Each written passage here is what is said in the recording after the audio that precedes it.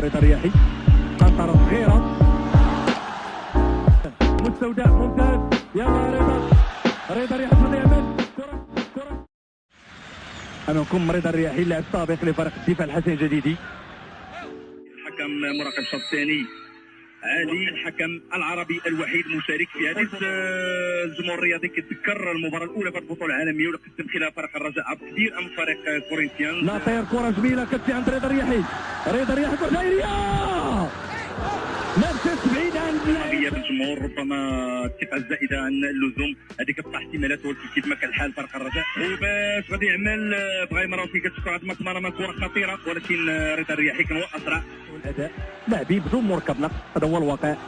زكريا مسحاب ممتاز كيعطي الكره لعند رضا الرياحي، غادي يعمل تمرر كره جميله كتجي عند مستودع، ولكن روبرتو مورينتيس ما كاينش خطا. انطلاق جميل ديال اللاعب رضا الرياحي، قنطره صغيره.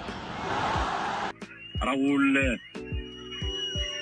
رضا الرياحي فواري وضربة خطا يعلن عنها حكم مباراة إليزوندو الأرجل. كان كمدافع متأخر إلى جوار رجل تجربة فرناندو ييرو، هذا هو اللي جعل اللاعب كارين بويس اللي مشى لانتر ميلانو ب 24 مليون دولار، وبانوشي الإيطالي اللي تحت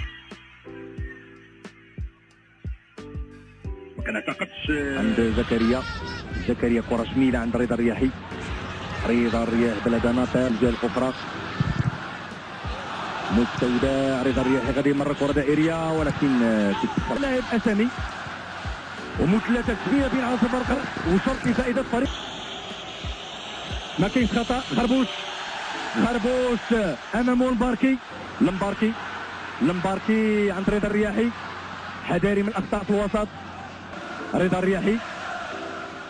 الرياحي كره جميله عند يوسف اسامي، امامه كارين بو. رضا الرياحي لعند زكريا رضا الرياحي كيبحث على فراغ، مازال عنده فرصه غادي يعمل مرر لعند المباركي لاعب سريع مشى البيضاوي وكيمكن المساعدات اكثر. مستودع وكره تضيع للرجاء. مستودع يراوغ الحارس كاسياس، يا للحظ العاثر. الكره مدريد امام فريق الرجاء. حيمر رضا الرياحي، زكريا الوسط عند ناصر. كي خطا ولكمه ديال ريدوندو. رضا الرياحي ما كانش كيستحق عليه انذار الارجنتيني ريدوندو. كيخرج زكريا الكره، كانت لكمه صغيره ممتاز. خوباش طريقه جميله باش خرج رضا الرياحي الكره. حيمر عند يوسف اسامي كيهيئ كره جميله في الوسط عند رضا الرياحي. كاين شروط ديال الحلقه في السنه، لاعب يمكن نشبهو بلاعب زكريا بنفس الايقاع باش لاعبين. مستودع ممتاز. يلا رضا الرياحي شنو يعمل؟ كره جميله كره اخرى تضيع للرجاء.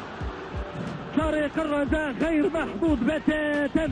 كره فريق الرجاء. زكريا عند رضا الرياحي مع اللاعب فرناندو ييرو.